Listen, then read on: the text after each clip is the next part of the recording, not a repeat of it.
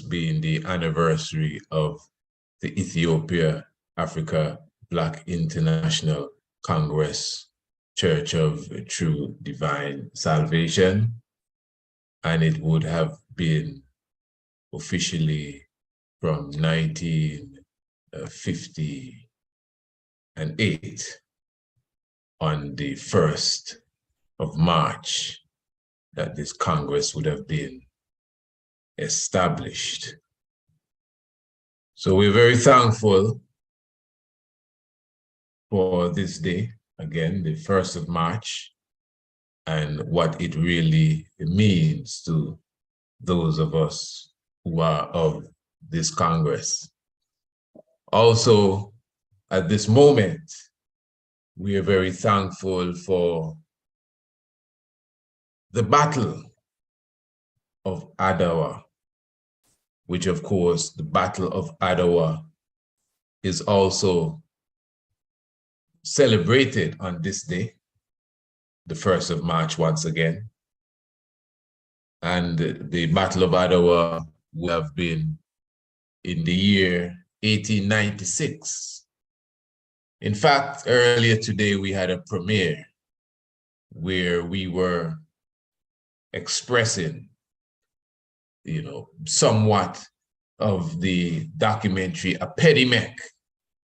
And of course, you would know that a Pedimec takes time to explain the importance of the Battle of Adwa and how it relates to the freedom of Africa.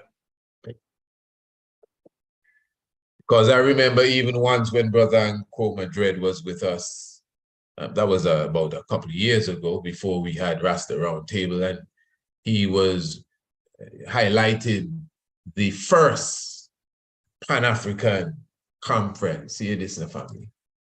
The first Pan-African conference, which, Trinidad had a serious part to play in that event. And at the same time, this was in the 1900s, early 1900s. I think it was 1900 itself.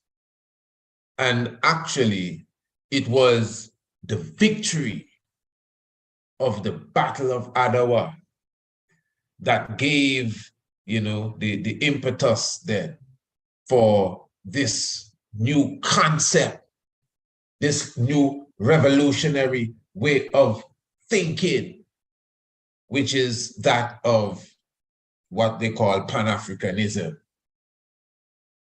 So according to the history, it was birthed there. Some people consider Marcus Mosiah Garvey as the father of Pan-Africanism. Some people say it's Dr. Kwame Nkrumah. Nkrumah is the real pronunciation. I'm now learning this thing properly, but it is considered that he is the father of Pan-Africanism. Some people call him the father of Africa too. And, there's a reason why you would consider Mosiah Garvey and even Brother Kwame Nkrumah as the father of Africa in their different settings. Remember, for example, the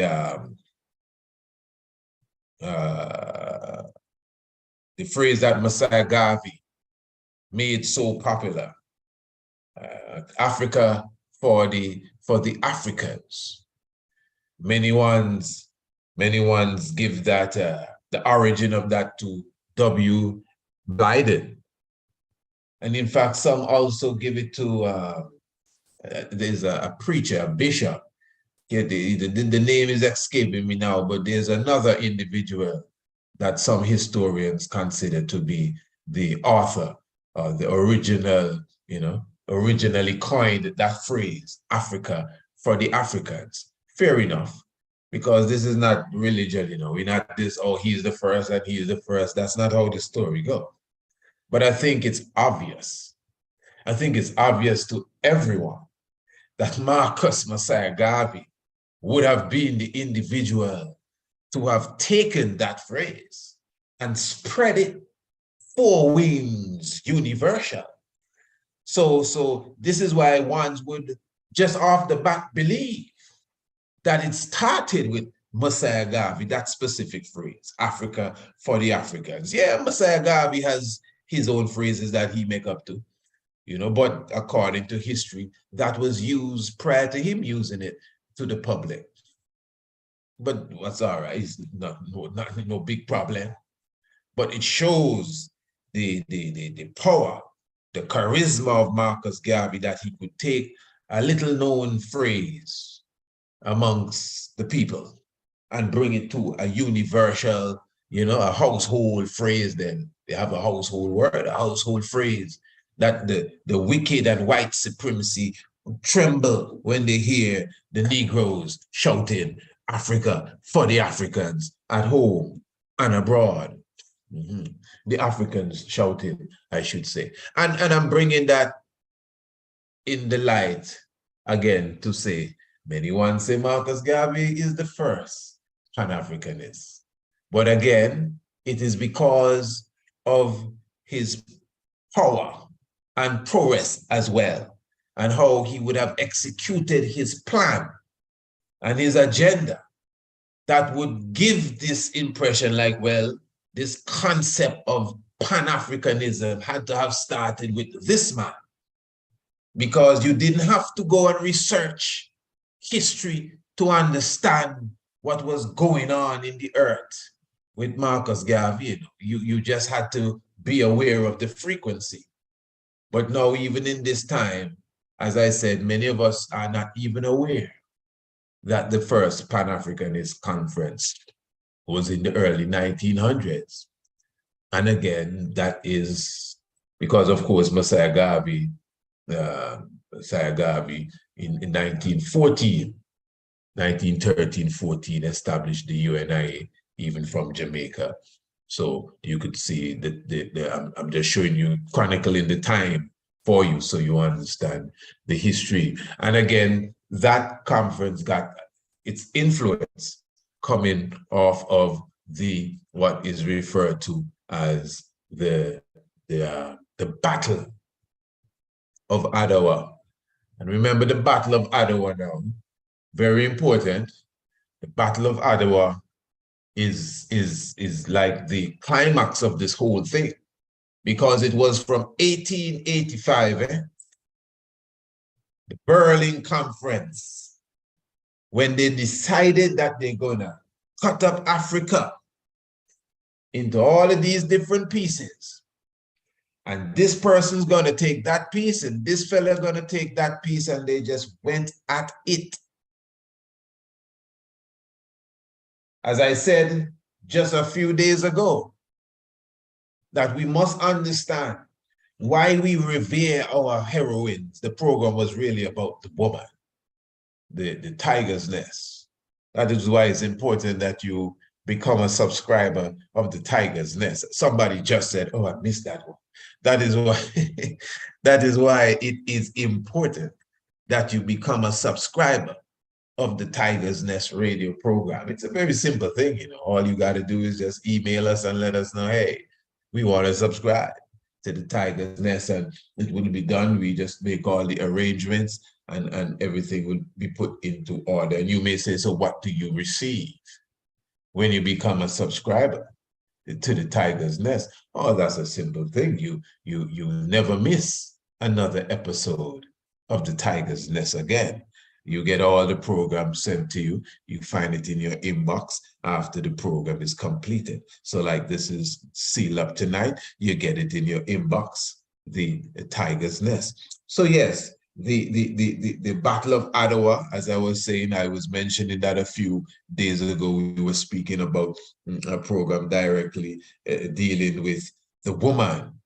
And of course, even within that program, Empress Taitu, we had to highlight the Honorable Empress Taitu, and of course her stance on the battlefield with the great Menelik II, her stance on the battlefield, even with Ras Mokenin, Ras Lolo, and all of these great generals and the troops and the soldiers that stood up against colonialism and crushed, literally crushed the Italians You understand?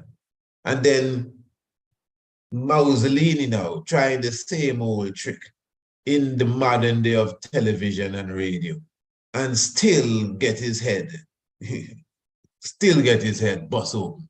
And literally speaking, if you understand how Mr. Mussolini came to his demise. So even that, the Battle of Ottawa would have set the stage. The Battle of Ottawa is a spiritual thing, you know.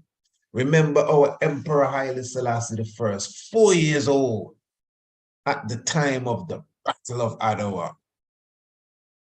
And you know, the same, you could look at all of the allegory and see this is why we have been doing these programs. I know anyone that's sitting to these programs as a student and not as a instigator and a critic and all them things, you wasting time. But those who sit into these programs as a student, even the programs Rasta Roundtable that we have been doing, coming up the line, specifically speaking of mythology and mythos and esoteric understanding of reality and factual truth and history, and of course my outlook that esoteric writings and so-called mythology, which I really say are the mythos, although they may not be historically correct, but they're still historically correct because because they play out themselves in reality. Because they play out themselves in reality. The mythos. So the depths of it, that is how you have to even observe it. That is why I'm saying that all of these programs here, you know, that we've been doing is even reaching up to such. So the whole aspect of the Battle of Ottawa now being spiritual is that when you look at the whole story, even of the Christ, the story of Moses, as little children, you know, they had to be defended. Who didn't have to go and hide somewhere? Well, it was all about hiding. The mother and father and baby had to go to another land. They went to Egypt. As I said on the other program, why didn't they go to Africa? Why didn't they, if it's the same Christ and Mary, they like to show us the regular stuff, Odin and all of that stuff. If it's them, they should have gone to Yugoslavia. They shouldn't have gone to Egypt. They're gonna stick out like a sore thumb down there. In Egypt, I'm talking. Yeah. No, up there. In Egypt, I'm talking. Yeah, they should go where their ancestors come from, if that's them in the picture. The picture that you give me of the Christ and his mother, if that is him and her, when they were running for the life of the child and their life, they should have gone to where people look like them. That's what I'm saying. Some say that the Egyptians that we look at, the hieroglyphs, are not necessarily the Africans. Whoever you think they are, they still don't look like the Jesus and Mary picture that has dominated the world, for sure. So if they're going somewhere where they would be not easily detected, they should have gone to France. What do you think? They should have gone to Spain. How about that? Deutschland. What do you think? Switzerland even. Not to Kemet, not to Egypt. We, according to Brother Sheikh Anta Diop, the Egyptians and the Sudanese, the Nubians, are the exact same people. Some black woolly-haired people. What Jesus and Mary doing in there? They'll be easily found. What do you think? So I'm just saying that somewhat like a side road, to be honest. I'm just saying that to show you now that even Moses, well, already in Egypt, according to how the story is written, already in Egypt. But his mother and his father didn't go and run nowhere. They sent him up the river. with a well-calculated plan in mind too, and asked Miriam, which represents the river, water, all in the allegory, to follow him to make sure he is okay. So these Christ figures, young ones, their lives are usually in danger, in peril from the enemy. But of course, they will be defended by the angel of the Lord. They will be defended by their fathers and mothers and their wise thinking. And that's what we see portrayed in these stories. Listen, man, these astrologers understand the time. You don't think they know when the Christ child is born? In the same way that we can look back now and say, hey, boy, the 23rd day of July and the beginning of Leo and all of that stuff. These astrologers could look ahead and say, hey, it's 1892, the 23rd day of July, and according to this star, and according to this planet, and according to this moon, and according to this and that. I mean, it's looking to me like this is the time for the Christ child to be born. What do you think, Fred? We got to look into this. I am saying that in all mystic and, spiritual realms, Italy came in on Ethiopia after the disagreement as it relates to the Treaty of Chalice. When, as I spoke this morning, as I said, this uprising, so we were not mourning at all, we were celebrating that, hey, Empress Taitu, when the Russians came to, not the Russians, no. when the Italians came to Menelik II, where did that come from? There must be Russians, rushing in, talking about read this quick. They had a scroll in their hand, the Treaty of Chalice.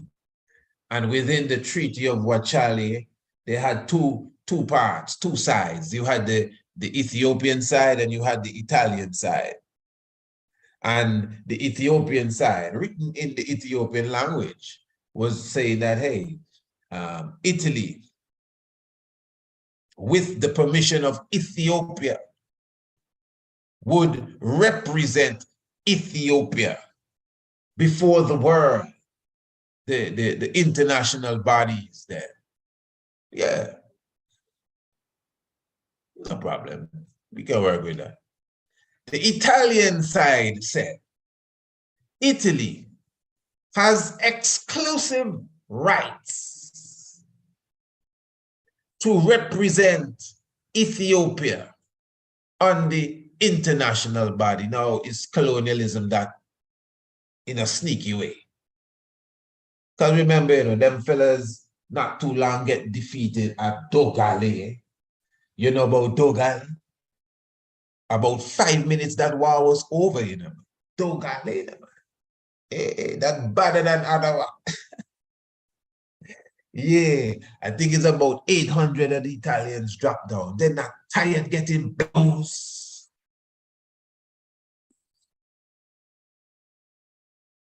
Dogale. And when they see, okay, they couldn't win this one here, they try to come with some tricks. And the point I was making earlier, I jumped over the point, is that why we revere our heroines and heroes, even though the Ashanti wasn't, fully conquered, there's still a kingdom today. That you got to remember that the Ashanti is still a kingdom today. Many kingdoms have actually dissolved, really, because of colonialism. But anyway, remember, just to capture Ghana and the Gold Coast and Ivory Coast and all them areas, the Togo and so, the British had to fight the Akan-speaking people, the Ashanti people, over and over again. Do your history. The Zulu kingdom, over and over again. They had to go away and come back. We had some very, very serious victories over the Europeans, but they don't speak of that. we would defeat them 11 times straight. And they have to go home every time and say, hey, we have to make a bigger gun. Our problem is, I don't know if I should say it's a problem, but we're not down there making a bigger nothing. They come in until they reach the jet tank plane, all sorts of things. They start with camel and horse. And they come back with chariots and bullets and boom, boom, and say, no. So on the 12th try, they arrest Ya Asantewa, but we still give them a fake golden stool. When Shaka Zulu brothers took him out, that's when that kingdom started to go down. And we still had some good defeats against the British, but at the end, they just overtook it. But how long it took them to get that? How long? So we must remember that, family, when we observe history. It's not as if the Europeans just defeated all these kingdoms. They gave enough blows. They had to go home and come back. It's not they just come in and do it, you know. It's enough times they go home and come back, you know. So that's the kind of spirit we have.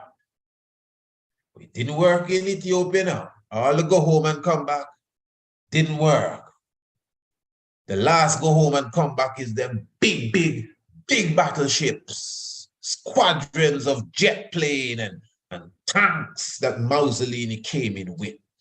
And we were still almost where we were at the time of the Battle of Adwa. The God and King Emperor Haile Selassie I was doing what he had to do to modernize, as they use the term, Ethiopia, so we can get some tanks too, so we can get some planes too, and we had a few. But it wasn't really enough to deal with what the mouse was coming with, you know? Yeah, the mouse, you call him El Duce, so if you can call him El Duce, I can call him the mouse, Salini. Yeah. So the Battle of Adwa, before we even get there again, the Treaty of Wachali. I hope you follow me, family. Don't worry, we get into the subject. Some people, I thought this was the subject. Well, it's okay. It's all a part of it. They knew if they could have signed that treaty and leave that palace, they would have colonialized Ethiopia on some kind of diplomatic levels. They didn't even have to fire a shot. But it was Empress Taitu, the goddess, that would have seen the betrayal in the eyes of these weasels. And she said, hey, Papa Menelik, read that something they good no man. If you don't get this, call interpreter. Something right there. And so be it. It wasn't right there. They were trying to trick their way into the throne of Ethiopia. And like any spoiled child, they just threw the treaty on the ground and went home sobbing and get their guns, come back. That was the worst thing they could have ever done. Yeah, they step up in the whole Ragadan, as my brother would refer to him as, Menelik II, I'm talking about. Yeah, and I say Rasmussen, and they just mash them up, straight up. But what I was highlighting now is that Emperor Haile Selassie I was about 4 years old at that time when Rome came looking for the Christ child. Some people say they came for the Ark of the Covenant. That's what I just said. This is not about box and stones now. This is about the living Ark of the Covenant. Yeah, we ain't about the gold-plated shitty mode no more. I mean, we ain't got no problem with it. But the living Ark now has appeared according to the prophecy. Mythos has become flesh again. So in the same way they were looking for the baby Christ when he was born, Herod saying, go and kill them all until you find him. The same way they were looking for the baby Christ when Moses was born. Hey, go in and kill them. It's the same thing over and over again, and they have other mythos around the place. Some of them strict mythology, really, even in Europe, where the baby child has always been very vulnerable. It's almost like an animal. Even a lion have to take her cubs and hide them when they're born. You get what I'm saying? So is we human alone bring out children and just tell the world, have them, carry them just outside and hospital and do what you want and bring it back and all of these different things. We are the only animals that behave so. Other animals, well, I shouldn't say that. Animals, specifically in the mammal realms, that literally take care of their children. They take care of their children. They hide them and everything until they reach to a certain age. So even in that nature perspective, you see it portrayed in the mythos. That's how we study nature too, and bring it in the mythos. And then we see it as reality. So as the young Haile Selassie, just imagine them, man. That's why they have a picture. I had it once, well laminated, very hard picture to find. I'm sure many of you would have seen it with the young emperor, 4 years old. And he has on one of those gallant looking sort of top hats. And he has two soldiers next to him with their face covered and rifles in their hand. And according to the place where I got that picture, it says this was during the time of the Battle of Adwa.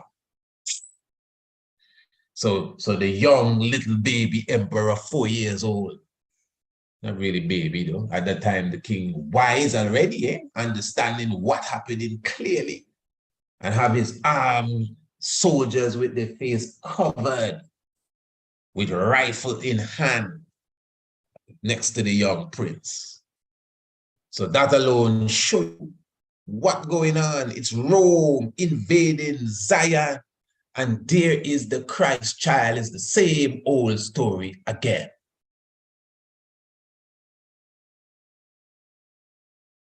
So give thanks for the Battle of Adwa. And I say, give thanks for Menelik again in them times. The Black Christ in flesh, Give thanks for again the 1st of March to the 21st of March, the moment known as spring. Yeah, the equinox, the vernal equinox. Of course, that is the full span of our acknowledgement of the founding of the Congress in 1958. Family, give thanks. This evening, I want to not going to take too long to express what I have to express. This is more than just a tiger's nest. This is almost like a celebration presentation. This is my Congress Day speech then, let's put it this way, representing the Congress, representing the Antigua branch as ambassador as such. So let us do the thing officially. Holy Emmanuel, Selassie I Jah, Rastafari. Saying blessed love to the full house of the Bobo Shanti, give thanks to the full house of Rastafari in general, just love and honor all the time. Give thanks to each and every one that always takes the time to sit around, the table with us and just feel the vibes. I'm very honored. Give thanks to those who reach out and show appreciation, or as we say, we appreciate, love it. We are very thankful. They're saying blessed love even to my co-host, the Honorable Kes Westmore, the Honorable Priest Richie. Give thanks, my Lord. It's the celebration to the eye as well, a word that came out earlier. Give thanks to the Honorable Prophet Jermaine as well, in the Helena of the West, as they call it, St. Lucia, Ayanola. Give thanks for all royal ones, even in that realm. So this evening, we want to talk about King Emmanuel, Melchizedek, and the Chalice. Now, as I said, this doesn't have to take too long. As complicated as it may already sound, you need not worry. King Emmanuel, Melchizedek, and the Chalice. Now, the Honorable King Emmanuel is the founder of this Congress. And I must say, I have to speak as if I'm speaking to the choir. So I'm not going to take too much time to try to prove certain little things, like who this man is and what he stands for and his fulfillment of prophecy. So if I say he's the Black Christ, I can't take too much time to explain exactly why I'm talking to the choir as such, but those who are not in the choir still stay tuned. In fact, you'd have to be someone who is coming to this arena for the very first time not to know how we stand on this position. So the Honorable King Emmanuel is well known for the handling of the apparatus that we call the chalice. When I was with King Nappy, Priest Nappy, I think you would have heard him speak about the king have a long shank, the king have a short shank, the king have a shank that he share with brethren and chalice for him alone and different things like that. King Emmanuel Charles Edwards. I would have heard so many different chalice talks about the Honorable Priest Dan. Honorable Priest Dan, who is an ancestor now, who would have passed on just a few years ago, an untimely death by a car accident. But the Honorable Priest Dan would have shown I that, you know, sometimes, even when sometimes because of the position he held, you'd have to come and report to King Emmanuel and say, hey, I'm going to make a little move and so and so. And yes, my lord, do your thing. Then he report to whoever palace guard he had to report to. And Priest Dan say, well, he moving. And he say, well, my lord, I'm going. King Emmanuel say, my lord, come and take a sup of the chalice before you touch the road. And he said, but my lord, the time is that my lord, take a sup of the chalice before you touch the road. And Priest Dan say, he's sitting and, so once it's a spiritual moment, sometimes you can't be rushed down certain things. And sometimes he spend more time there with the Father than he would have expected. So I'm just highlighting that is one thing about the Honorable King Emmanuel. He's known for the chalice. The Honorable Priest Jaman and other ones would say that King Emmanuel have this tall kutchie. Tall kutchie. And he say if it's good herb, and it's just good herb, the Father. Say the Father don't smoke no funny thing. He prefers sitting and wait, Yeah. Say man come from all over and bless him with not the highest grade. And trust me, in that time and those regions is the highest graded. But it's just that King Emmanuel is very choosy, if you want to call it that, when it comes to the heavens that he put in his heavens. So if you're a visitor or someone come and they bless the Father with a good thing, and he say, oh, my Lord, give thanks. Father just call the next priest and prophet, say, my Lord, yeah, I can hold that there. Sure, my Lord. And share it with the congregation. True. Yeah, it's just a joy. What do you think? But it's the highest grade. So the priest now, Priest Jaman, would have showed I that when the king in the mood, man, all the king do is just take one pull of that. He light it because he light every chalice. Block a prayer, of course, and according to what the priest tell I, the fire and the chalice would be running around in circles and just eat off everything. Amazed, man, amazed.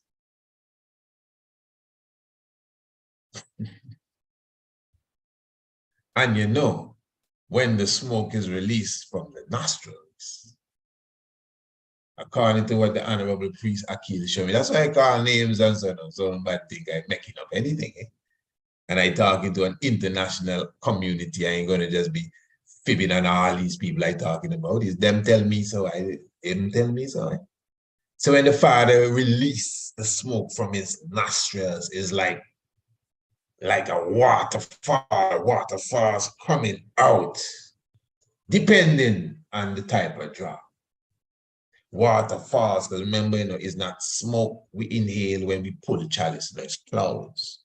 Just watch how the clouds, the waterfall runs out of the breed hole after you take a drop. You with me?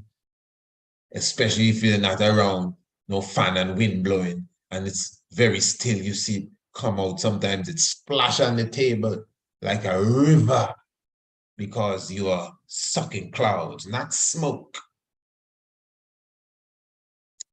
So them elders will say, man, you see, when the thing come out his nose, brother, oh, it's like it's run down the road, tick, tick, tick water.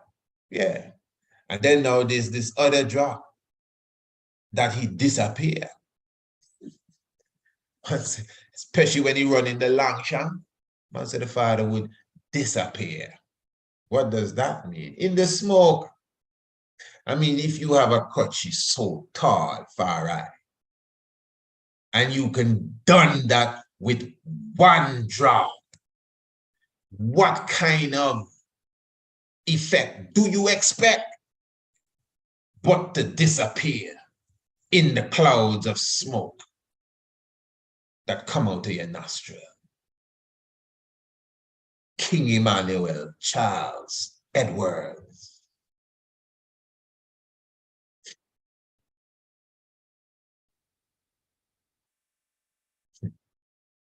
Tell you, like some superhuman thing. So no, but this is serious, eh? This is no joke. This ain't nothing to play with. This is now my brother again. This is Brother Vaughn Benjamin. Eh? And sometimes when I recount this, I have to tell the whole story. Eh? I laugh. So, see, you're laughing already. Eh? Oh my, give thanks, my Lord. But anyway, yeah. Yeah, good thanks. So yeah, one time there, she's a man of intelligence. Eh? I remember, oh, Queen Rastafari. Well, from my outlook, certain things were being said to me, and of course, you would have heard me give this story already. So, true, and my Lord, myself and my Lord, we would have intelligent conversation, high reasoning, So, of course, not that he don't respect Bobo Shanti, obvious. He himself said that, through a little reasoning with another set of Bobo, he himself made mention that if ones don't even see that, I always put them on the albums, So, I mean, so he obviously have this vibes. So anyway, but in the realms of knowledge and intellect, man, certain vibes, the brother would show, certain disagreement, some humble ways. So anyway, I set up a video party for me and the king. Brother Impy was there. Yeah. Hail the man, priest career. And I had my projector and I had some slides from lectures I was doing, because that's why I was in St. Croix and St. Thomas and Tartole and all them places at the time. I was just lecturing, going around the places, lecturing. So anyway, this is in the King house, and I was staying in the King's house on King Street. And Chalice burning, and I giving him a lecture. And I have to explain what I was saying, because you know me, and I pull out everything. I mean, it's Aki B guy talking this, I pull out everything. And even before I halfway done my presentation, because I pull out everything, so I done making my point, Prophet, priest, and king, that's where I headed to. And I remember it clear. He had the chalice in his hand and he stopped me as Von Benjamin. And he stopped me. He said, okay, stop. Crazy. Stop me. And you know what he tell me? He said he always knew. Even I talking about Von Benjamin. How much time I done tell the story? You think I gonna come here and make up anything on anyone? I tell the story even when he was here. So yeah, give thanks for him. Many different ways, but anyway, the brethren say he always knew that King Emmanuel is the Son of Man that is mentioned in the book of Daniel. Because the chalice I'm talking about, because, and he had the chalice in his hand. Because when he was in Washington, D.C., I think he went to college or something like that. He see a video. Now, I never see no video like this. I never even see a picture with the God behind the chalwa. One speak of it, but just me, I just don't see it yet. My time will come. He say he see a video. I would love to see that video. When the man draw a chalice and the kind of smoke he see come out of that man nostril. He never seen nothing like that.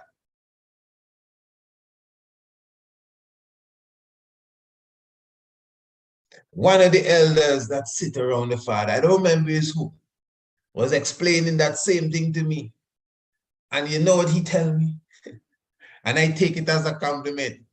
He said, not even you can draw chalice like Jah. Me, I ain't gonna feel that way. I said, oh, it's them. No, because what he has done there is that he has put me in a specific circle. He used me as a comparison to show, well, how serious the thing is. And I was very honored. I can't remember who tell me that, amongst the elders that uttered. But so the point I'm making still, and one more time, give thanks to the Brother Vaughn again. The point I'm making is that we're dealing with the chalice God. That's the point. That's the point. And if you've listened to any of our lectures on the Holy Grail, I have a lecture entitled Mary Jane. Anybody that listens radio and religiously would have to have come across Mary Jane a couple of times. Mary Jane is a lecture I did specifically on the chalice. And we prove in that lecture that the chalice at the Last Supper, the Holy Grail, that's what the Holy Grail is the chalice that Christ and the disciples were utilizing at the Last Supper. Yeah, before the crucifixion, because the chalice is a deep instrument. And that chalice now is referred to as the Holy Grail. Now, of course, the way that the story goes is that the chalice is this golden cup, and you have the bread, and inside of the cup is the wine. Interestingly, the real way for doing this is to dip the bread inside of the wine. But that's the chalice we have here. Because I would have proven, I have proven this, that the Israelites, the Israelites, how should I put it? The commandments given to the Israelites by the Almighty is not what you think the commandments are. Huh? What y'all say? Don't worry, I'm going to explain it. So in other words, when God say you must take this lamb and kill the lamb and take the blood, all of this is in the Leviticus, and wipe your earlobe with the blood and sprinkle the blood. Moses was supposed to take the blood of the lamb and the oxen and sprinkle the blood on people. You believe that? Yeah. This thing's so deep, eh? I didn't even think I would be going this far tonight, eh? But sometimes when you're speaking, you could feel that there are those that need, the nourishment of the wider understanding of what you're really saying. So let's give it a try. I have time. You have time? Let's give it a try. Not a try. Okay, when you try, you do it 3 times. We're going to do it 1 time and done. Let's do it. Yeah, the chalice. We know what the chalice is, eh? You know the chalice, the coconut and the bamboo and the clay. Water, put the herb in the kutchi and you drop the chalice. So Moses now, Moses, that's his name, Moses.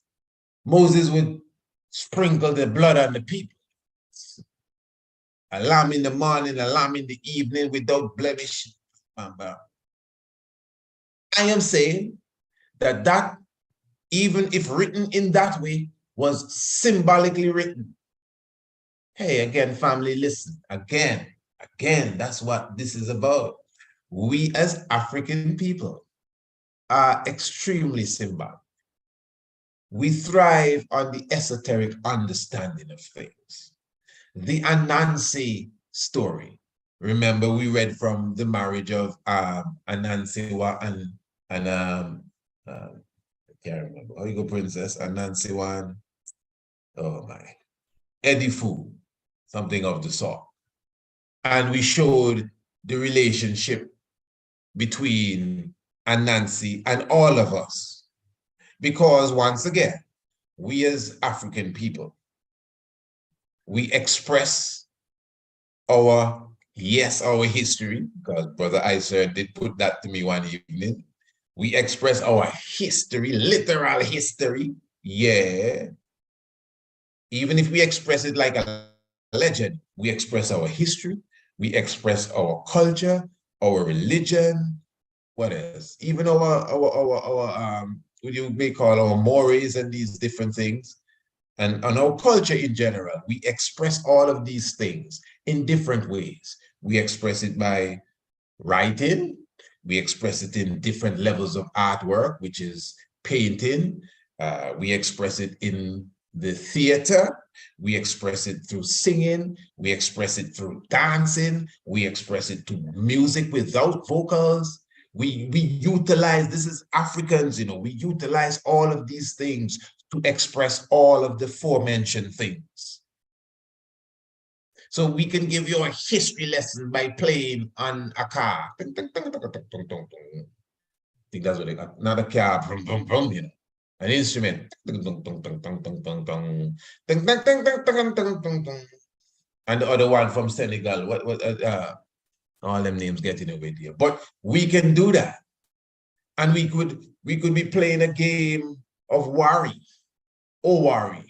and be telling you another story, a creational story, because of how the game is going.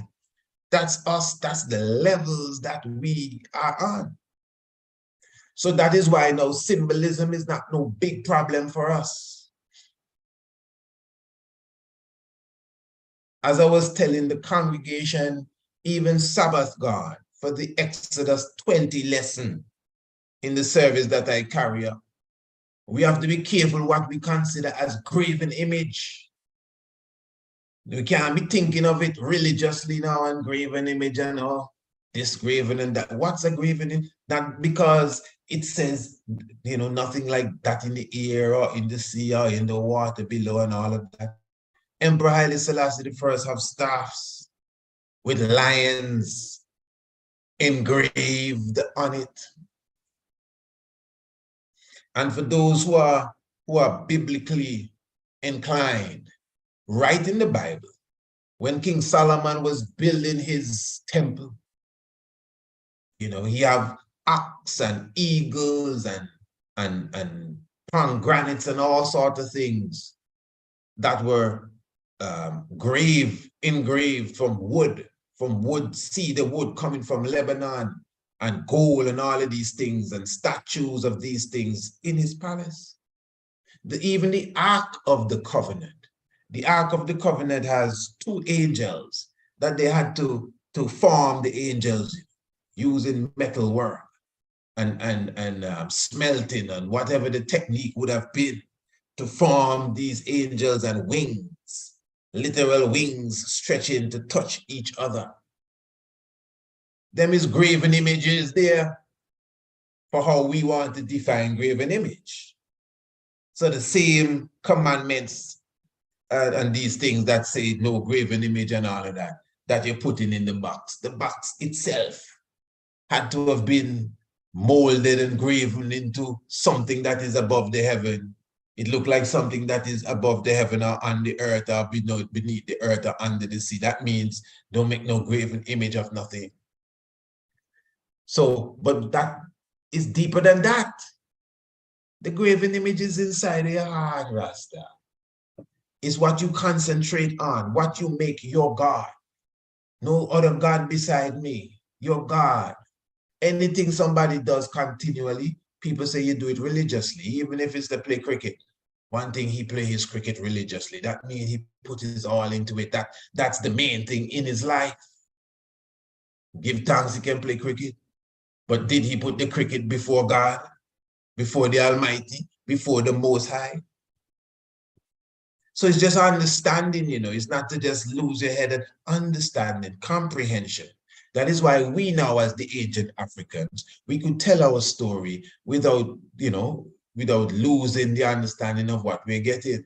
So you don't have to wonder why this man is painted green, or why this man have a lion head and 3 lion head at that. That's a pediment. Or why these sisters have wings, because these are the original angels. I'm talking about Aset and Heteru.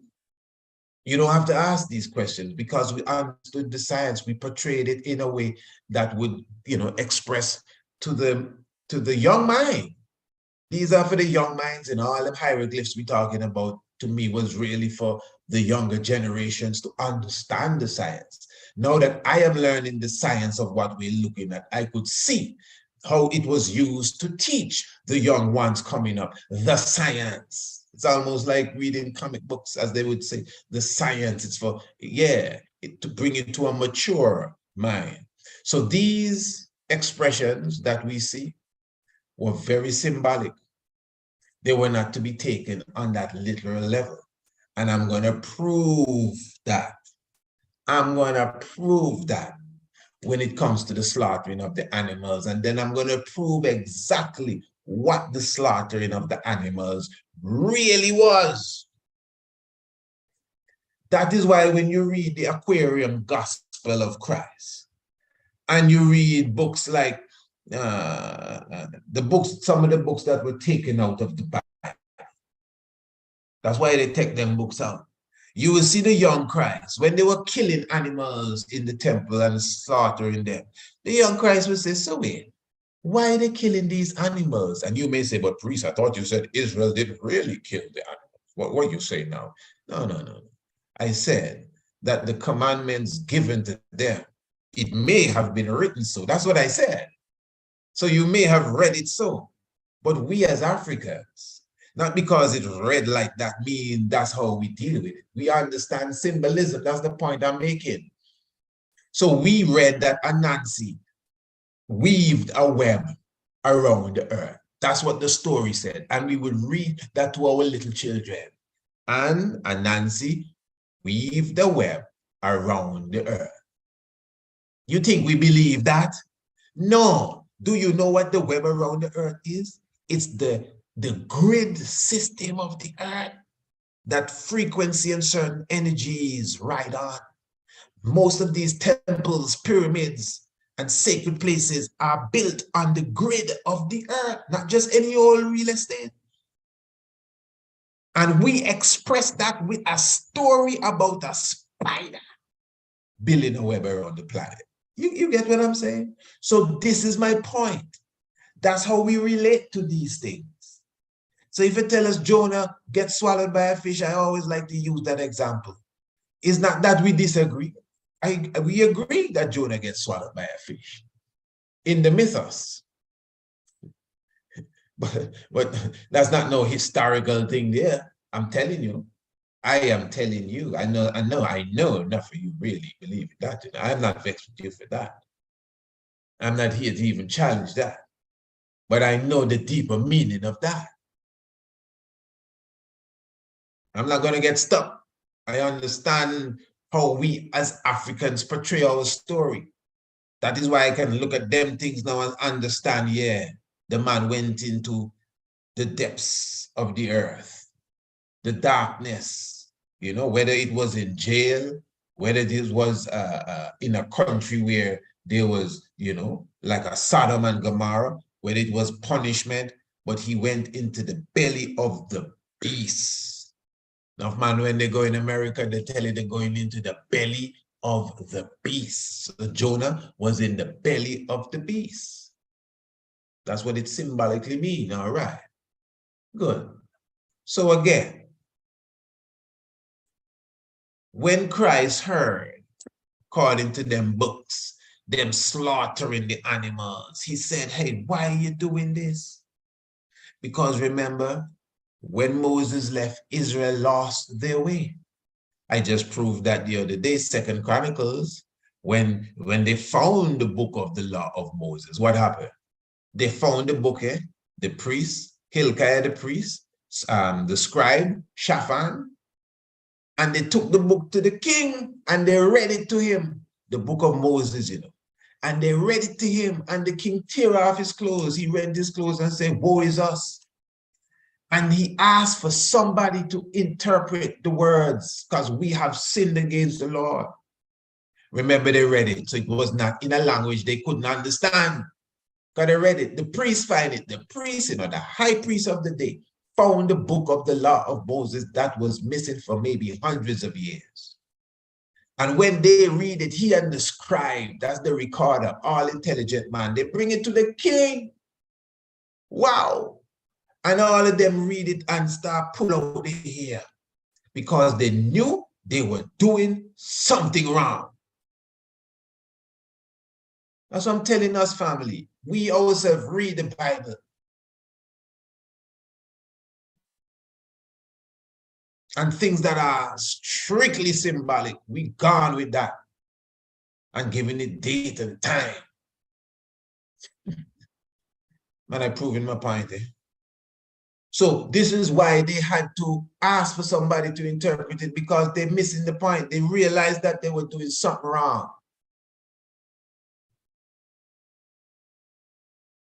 Now, right in the book of Jeremiah, remember what the Father showed them. I never spake unto your fathers when I took them out of Egypt concerning burnt offerings and sacrifices. And then in Isaiah, he asked them, who is it that taught you to do this? Now that's something else, because he's telling them he need not the blood of bullocks and of he goats and all of that. Who is it that taught you to do this? And then now somebody will say, yeah, because the Bible says obedience is better than sacrifice. No, it is, but no, that's not the point. Don't mix that point with this point. That's a different point. Obedience is better than sacrifice. That's a different point. Them points I'm making is that animal sacrifice was never ordained by God, and he said so, according to the Bible. I will repeat, Jeremiah again. And to me, these are clear words once the translation is correct. Speaking of bulls and he-goats and rams, I never spoke to your fathers concern when I took them out of the land of Egypt concerning sacrifices and offerings. Isaiah. The bulls and this one is paraphrasing. Bulls and he goats. I need not the blood of lambs. Who is it that taught you to do this? Now, this is some serious stuff. Now, what I'm saying, I know ones will say, well, that's how it was in that time. But them scripture there, especially the Jeremiah, which I could quote word for word, to me, not unless I'm missing something, is as if God wasn't with that. Not that he didn't want it from them at the time, you know. He wanted to know, who teach you this? I never tell you this. But yeah, but my Lord, look at here, read it. I can read it here. Come on, y'all lose the taste of symbolism. Y'all don't understand esoteric writings anymore. That's why they can come and tell you the cow jump over the moon, and then you go say, boy, they tell us tripping this about cow jump over moon, and don't know it's high science that the cow does jump over. I've showed you that. I show you the cow up in the heavens known as Taurus, jumping over the moon. Every month it do that. Well, not every month, because the moon does go higher. No, this is serious, you know, and the cat and the fiddle and the dish and the spoon, all of the constellations. And they put the movements of the heavens in a nursery rhyme and give it different characters. And we mock them for that. We say, boy, the teacher's tripping this about cow jump over moon. Reverse psychology. I'm serious, man. Yeah. So again, that is why the Christ child could say, what's going on here? Who is it that taught you to do this? The Christ child now asking his mother, why are you killing all of these animals? My God would not ordain this. This is in books taken out of the Bible. Even in the Aquarium Gospel of Christ, you see the same Christ, concern from the Christ. And to me, when you do the maths, it works back to how I've been explaining this. That was not the order given to go kill the animals. So then now you may say, so wait. So what God talking about when he said get a lamb? Oh, well, no, you're calm. No, you're calm, man. Come on, let's get civilized here. Although I didn't pull out no Bible and no scripture and all of that, but we know the scriptures. Read the book of Isaiah again now, Isaiah 31, it is 30, 31, 32. When he talks about going to the mountain of the Lord with a pipe. Rastafari, listen, I'm going to just cut this down for you, man. The pipe, the censor of the Bible is the same chalice. I ain't wasting no time. The censor of the Bible is the same chalice. Even the altar, the portable altar, that's why we call the chalice the portable altar. And the animal that you put on the chalice, the lamb. Remember in the New Testament, Farah, in the New Testament, when Christ said, hey, I am the body given for you, and I am the blood and all of that stuff. He take up a piece of bread, and he said the bread represents him. Now the bread in the New Testament represents him, and he who is the bread, that's why we call him the bread alive.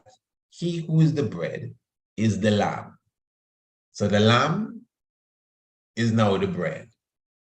The lamb and the bread is lamb's bread. Lamb's bread is marijuana. Now, the lamb's bread, the Isaiah now, Isaiah chapter 30 or 31, 32, somewhere, you just get it. I just don't have no Bible in front of me right now, but you know where it is. It begins like this. It begins like this. The Tophet is ordained of old when you read the scripture, because it talks about the day of solemnity when one goes to the mountain of the Lord with a pipe. And here they say, the pipe is being described in Isaiah Now, in some other Bibles, right, they say there's a solemnity kept when a one goeth to the mountain of the Lord with a flute. Now, a flute is a pipe, but do you know they have several types of pipe? You have windpipes like a flute. You have a faucet where water comes out of a pipe, and you have a pipe that you smoke. I am saying that that pipe that he went to the mountain with is the pipe that you smoke. Because it goes on to say, and I'm actually cutting this down because of time. He goes on to say, the prophet is ordained of old. Remember, Tophet is a place, but Tophet is a word that means altar. Tophet is ordained of old.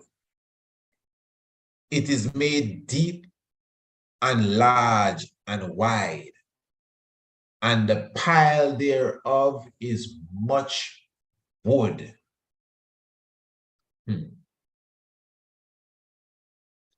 And fire, of course, and the brimstone, the stream of brimstone, and the breath of the Lord doeth kindle it. Now, just follow this. This is a pipe that has an altar, and the altar is filled with wood and fire. Much wood too. And it has a stream of brimstone and the breath of the Lord. Here, what kindle this fire here? The breath of the Lord do it kindle it. Now, the chalice has 4 elements: earth, wind, water, and fire. Those 4 elements were just described. The tuffet, the wood, all of those are earth. The tuffet, the altar is made out of clay, earth. Fire was mentioned, fire, a stream of brimstone, stream is water, and the breath, which is air, the breath of the Lord. The breath of the Lord. Do it kindle. Kindle means to set alight, the breath of the Lord. So how the Lord breath kindle? Smoke. Remember, Psalms 18 already show you. Smoke arose out of his nostrils. What did I say? Smoke arose out of his nostrils. Is the lamb's bread we're supposed to sacrifice without blemish? Not the lamb, the lamb's bread.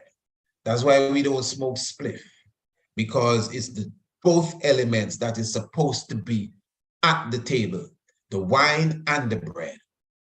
That is why now when they sacrifice the lamb in the Old Testament on the altar, man, that's why I said, I have several programs on the Holy Grail where I go deeper than what I do in here, where I'm not paraphrasing, where we take at least 3 hours to explain this to the T.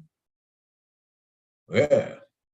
But anyway, when you sacrifice the lamb on the altar, which is the kachi, you're supposed, there's a bowl underneath the altar, which is the chalice, the bowl, where the blood will drain.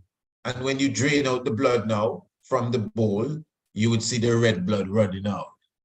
Obviously, because blood is red. But I'm saying now, when you sacrifice the lamb's bread in the kachi, remember when you take the smoke, it's like dipping the bread in the water, dipping the bread in the wine. You're turning water to wine because wine is a symbol of blood, Wine is a symbol of blood. And what is blood, Rasta? When you look at the molecular structure of blood, if you take out the iron and put in magnesium, you get chlorophyll. Chlorophyll is the blood of the plant. Chlorophyll is the blood of the plant. It makes the plant green. That's why the Christ figure is described as a tree. That's why he's the tree of life. The tree of life is not just a plant, it's a man. That's why it's the tree of life meditational system. That's why it's the root of Jacob, the stem of Jesse, and what else? And all of them things, the root and stem, and the branch of Jacob. He's a tree, symbolically a tree. That's why Asar is green, Osiris green, green chlorophyll, the tree. Again, the molecular structure of chlorophyll and that of the blood is the exact same, except the blood has iron, where the chlorophyll has magnesium. So again, when you cut up the lamb's bread and you put it on the tuffet, which is the kochi, and you light it a fire, you dip the bread in the water, you dip the bread, the lamb's bread, no man, the smoke, in the water, in the chalice. And that clear water, pardon me, that clear water with enough rounds eventually will turn green, which is what? The chlorophyll, the blood of the plant. That is why the Old Testament says when you sacrifice the lamb, beneath the altar is a basin that will be filled with the blood of the lamb. Or in our case, the blood of the lamb's bread. Because we dip the bread in the wine. So the sacrifice that the Christ was about to make, that's why it's the Last Supper. That's why he had the bread and the wine. Because of the sacrifice, the amenta, the underworld, even something we penetrate deeply even at this time, the Lenten moment. Penetrate on it the 5th of May to the 5th of May, 36 to 41. Understand it, review it, study it, comprehend what the emperor went through, that serious sacrifice when the Bonnie Chalice penetrated, when he went into the underworld, the watery world, the 5th of May. Mayo means water. Cinco de Mayo, Cinco de Mayo, water, man. Maya, Mary. Mariam. Moses, Moses means to be drawn out of water. When you see you draw that smoke, that cloud out of the basin of the chalice, it's a resurrected Christ you draw out. The sacrificed Christ is in the kochi.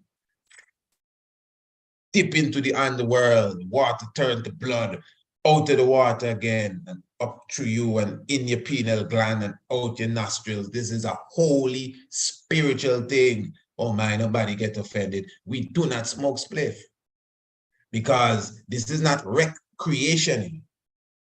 The man say you need the 2 elements, the wine and the body, the bread. The wine is symbolic of the blood. Oh, fiber and blood, you can say what you want as if you don't got no blood inside you. That is why he turned the water into wine. That was his first miracle.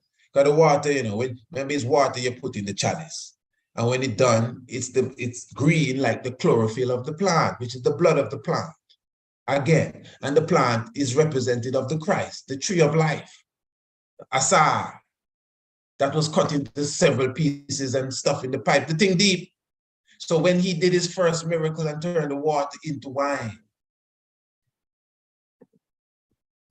it is showing you the vibration on another level, where the water now is turned into the chlorophyll and the wine is symbolic of the blood. That's why when the star touched the water turned to blood. According to Revelation, it represents all of us. The chalice represents the incubator, the womb of the woman as well. The chalice represents the prophet, priest, and king. That's why it's 3 parts. The ball of the chalice, which is like the coconut, is Marcus Garvey, the round figure. The long shank is King Emmanuel, and of course the little kochi is the King of Kings, and they do not work unless they put everything together. And it's interesting, you know, you can burn herb for the kochi alone, you know. You can do it. In fact, if you put the kochi in the ball and leave out the shank, you can still put your mouth over the hole and it kind of work. But it worked better when all the 3 parts together, you understand? But interestingly, nothing going on without the kochi. So we understand the dynamic. It's Rastafari. We don't see what's going on, you know. But the priesthood order now, the Melchizedek order bring everything in its full perspective. The tall structure, the high priest himself, you know, the shank, the long shank. They have a set of royalty in England they call the long shanks. Yeah, Edward Longshank, yeah, you better believe it. Holy Emmanuel, Selassie, Jah, Rastafari. So family, listen, If you don't get the fullness of what I say, revisit the video, or better yet, go and check out the videos that we would have done, livicated to the specific subject, the Holy Grail. If you just type Holy Grail, precise, one of them will come up, several of them. Just pick one. Although each and every one have a different realms, but you know, there's a basic theme similar to what I've been dropping tonight, but I go more deeper, take more time with the points so you can see clearly. Even though what I've been saying thus far, you may have seen clearly, but you would see more clearly. More clearly as it relates to the nitty-gritty of the points as I want to kind of move on the conversation here now. So again, the censor of the scripture, that's the chalice, man, the censor. That's why I put the sensi in the censor.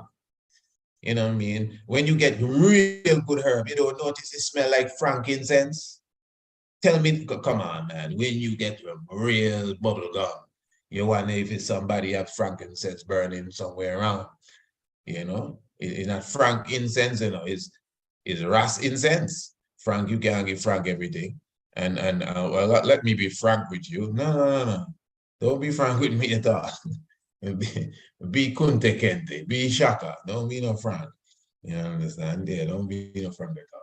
But anyway, it's not his incense, it's our incense. Frank and French, they want to take everything French time. You know what I mean? Everything belongs to them. So what I'm saying is that the censor, yeah, the sensei. Remember, the sensei is the master teacher, the teacher of the art, the martial art, the sensei. Yeah. And the same thing that the sensei is the teacher, the tree of life. The Christ is the sensei. The Christ is the sensei, the master teacher, because the Christ represents the tree of life. Man, do not play with marijuana, you know, the can ibis. Give thanks and praises to can ibis. They're trying to use it and abuse it up to now diplomatically, talking about they're freeing it up.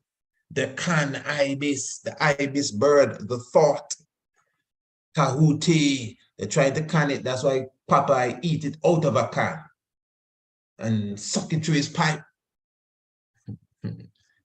The spine, spinach, spine, the kundalini of ages, spinal cord, spiral, spinach, spin around. Because remember, you know, when you let go the clouds and the smoke, you see it in a spiral form. It's a spiral, ritual, spiritual. And hey, the point is, because we can go on and on and on grabbing these little points, is that King Emmanuel is the Melchizedek, and he come with the long shank, chalwa, the chalice. No other body come like this. No one else come like this. Do we agree that nobody else come like the Black Christ? All right.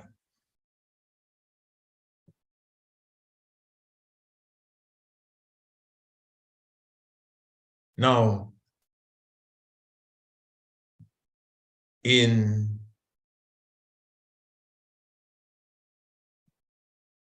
France, actually, interestingly, at the Carthage Cathedral,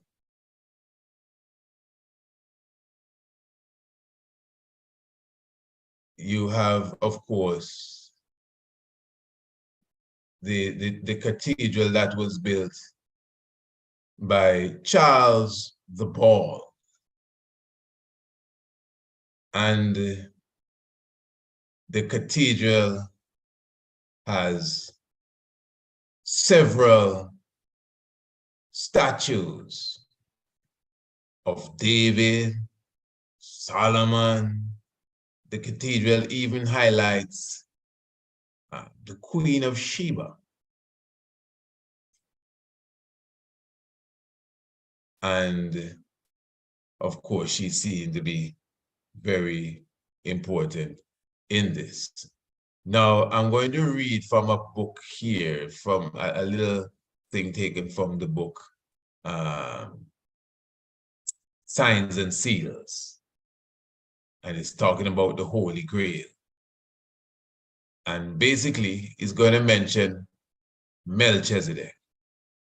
And Melchizedek now is seen holding the Holy Grail.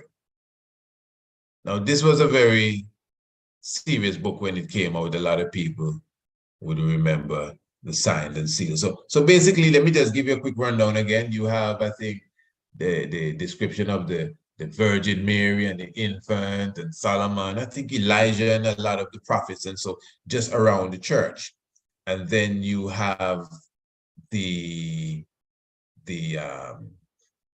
north porch, where you have the mysterious figure Melchizedek showing his face. I'm actually looking for a specific writing here, but I'm not seeing it. It looks like, but anyway, let me just see if I could get it somewhere close to here. Oh no, I'm not seeing it. But anyway, what it speaks about the Melchizedek statue.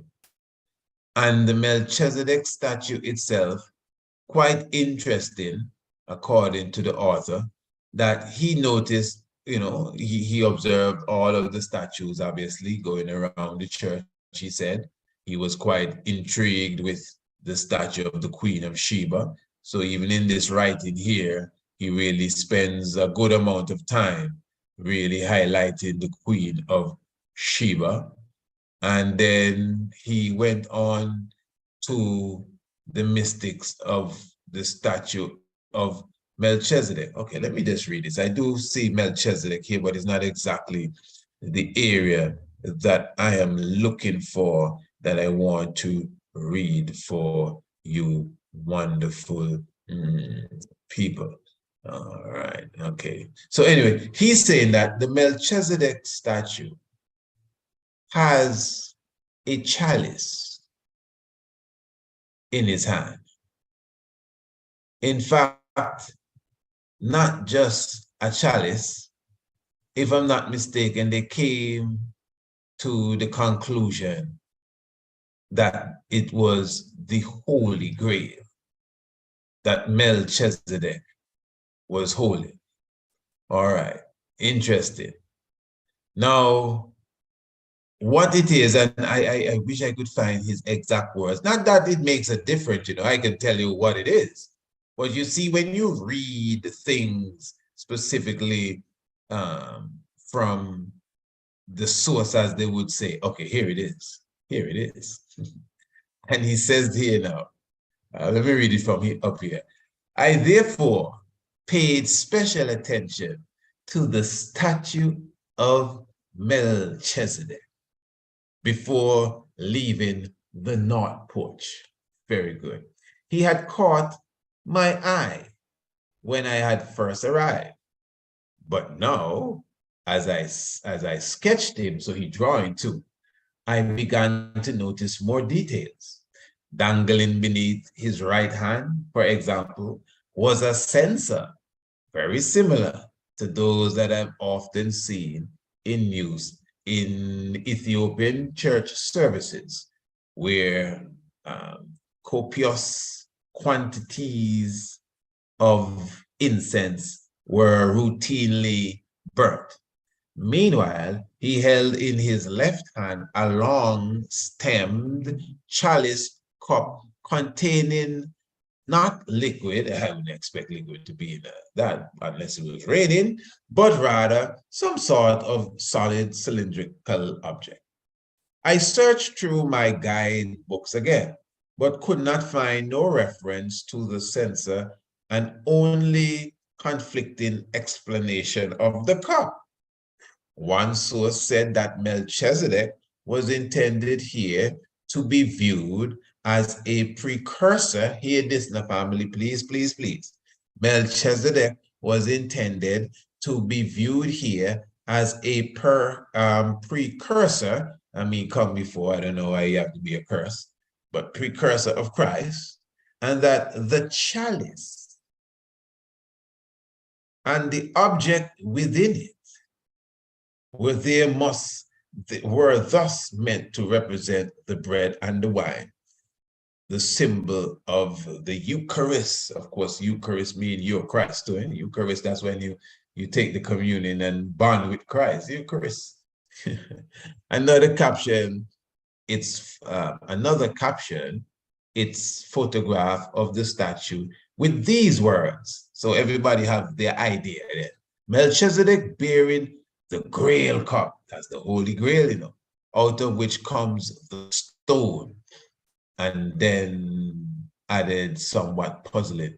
Now, what I'm saying here, the Grail stone, as it is called. Family, let me just give you a better understanding. This cathedral, built several hundred years ago in France, considered, one of these holy cathedrals. And Charles the Bald is revered for the work that he commissioned, or if it was the king that commissioned it, but that he did or supervised,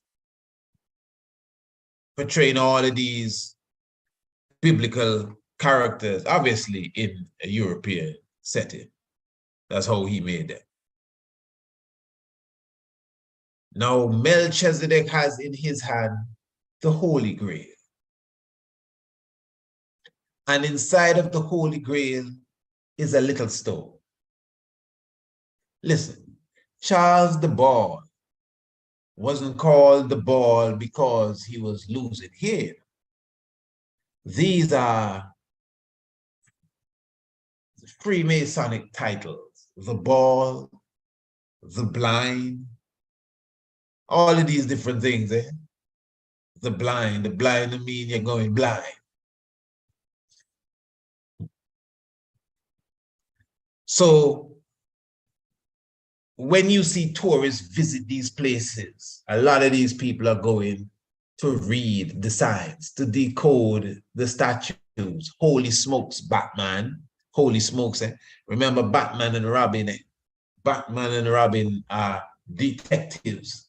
They read clues. The Penguin and the Joker and the Riddler. Great Scots Batman, because they're Scottish too. Remember, Batman is Robert the Bruce, the King of Scotland. You know that, don't you? You may be just joining us. You're a newcomer. Well, give thanks, and we hope that we can definitely edify you more in time to come. But once you're here, you should visit our website, Priest Isaac Institute at gmail.com. Priest Isaac Institute at gmail.com, and definitely browse through all the information we have, and our books and videos and lectures. I have a webinar, Fairy Tale Folly Days and Nursery Crimes. I think that one is the execution. Fairy Tale Folly Days and Nursery Crimes. Just visit the website, priestisaacinstitute.com. The link and everything is in the description below this video, and you can check out all the works we have available. You can even order your chalice from the website. Just scroll down in the area shop. In all the sections, there should be the chalice appearing, and you just press the link, and that will take you straight to the feed where you could get your Holy Grail, where you could get the ancient censer, the real chalice. Because that's what they call, again, that's what they call the cup that the Christ would have used, the chalice. All right, fair enough. But was it just a regular cup like what Melchizedek statue have in his hand? No, man, we don't figure that out. That's just the symbolic way of expressing this. That's why I said, you might have to listen to this twice, just to get everything that we are putting out here. All right, then as we are just flowing through. So his cup now. Holy smokes, Batman. This was symbolically made. There's more than meets the eye here. Why is there a little stone in the cup? And before we go to that, let's just remind the people, this is Melchizedek. Who is Melchizedek? This who? No, man. King Emmanuel is the real Melchizedek, the man with the chalice. Nobody has come with no chalice. So the man with the chalice. That's why I began by giving all them chalice stories. If you're just coming in, as I said, if you're a subscriber, you will be getting a copy of the program. So I encourage all ones to subscribe to the Tiger's Nest and let us know what's going on, and you'll never miss another episode of this program again right here on Radio Anu. But that's why we began highlighting the real realms of the chalice God, the Honorable King Emmanuel. That's why we went into showing you that this animal slaughtering, no, that's not what it really was. Man, in ancient Kemet, they say Ra, as a bull, Apis eats the kidney of the kings. Do you believe that?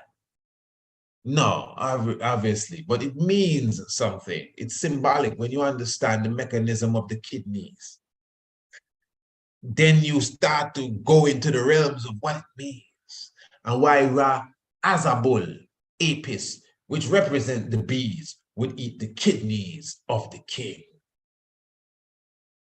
Highly, highly, highly symbolic. So we're dealing with deep symbolism here. So we took time to explain that no animal sacrifice was the scene. Whether Israel started to do it when they lost their way, that's why when they found the commandments of Moses, they read their clothes because they knew, hey, we're doing something wrong here. Yeah, that's why Christ could say, hey, why are you doing this? This don't seem right. That's why God himself could tell them, I never tell you nothing about doing this. Who is it that taught you that? For they lost, just like today, the understanding of symbolism. When is the chalice, the holy chalice? Don't play around with no chalice. Smoke rose up out of his nostrils. That's why we highlighted in Isaiah where it clearly says that the breath of the Lord, it says, can't run from that. Kindle the fire that is on the wood inside of the Tophet, which is the altar. Yeah. Little Miss Muffet sat on her Tophet, eating her curds and wheats. Yeah. And down came a spider and sat down beside her. Yeah. So who is little Miss Muffet? That she gonna sit on the Tophet now. Yeah. And many ones consider that the mushroom. You see, the thing get very deep. Eh? The manna. So that was just like a quick summary there for those who may be just coming in, all what we done cover a while ago.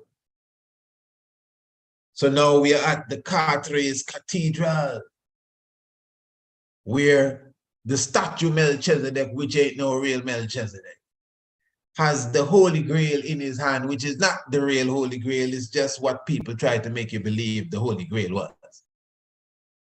And his Holy Grail have a little stone inside. What is a stone doing inside the Holy Grail?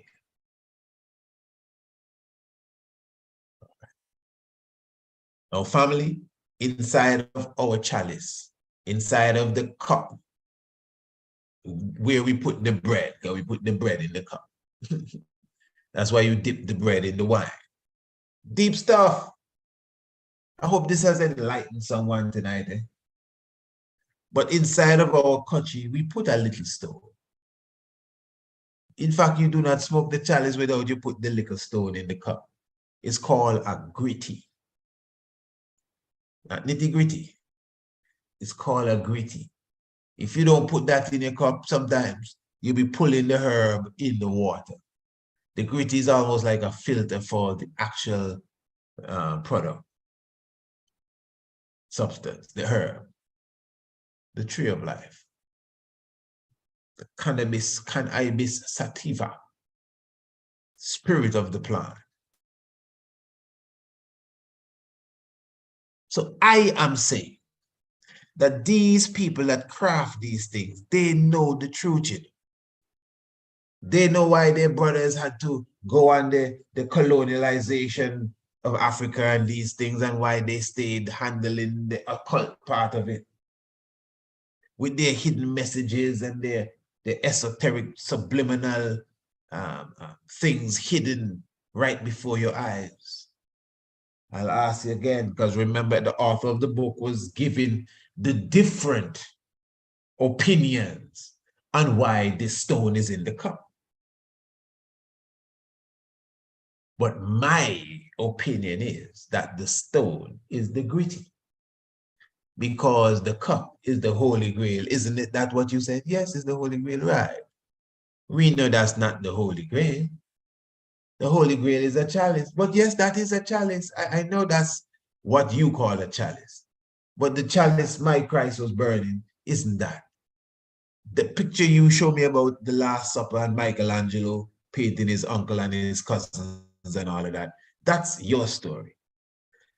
The Christ I know is a chalice burner. And inside of his Holy Grail, there is a little stone. In fact, inside of my Holy Grail right here, I have a little stone. Nobody burned the Holy Grail without the little stone. It's called a gritty. And this Melchizedek here in the statue has his Holy Grail or his chalice. We know how that looks. It's not the real thing, but don't lose that. Because he who made this knows what the real thing is. They're just playing with our mind.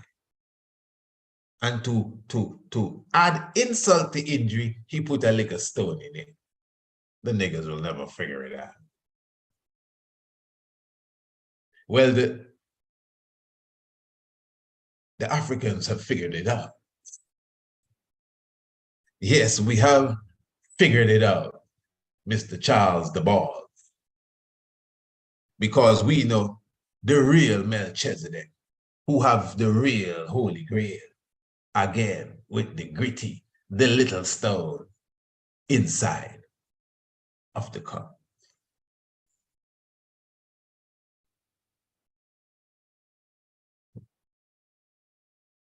You see, family, all around us, in so many different ways, are different subtle messages. Good, bad, things you can get good of, like this, but it's bad. It's a lies. I know Melchizedek, that's just a whole scary show that he put in on there with his statues. But yet still, when you take time and examine his work, you'll find secret codes within that would reveal the truth that you know. You could see it in his work, you could see it in the Statue of Liberty, you could see it in the Abraham Lincoln statue, you could see it in so many little different things.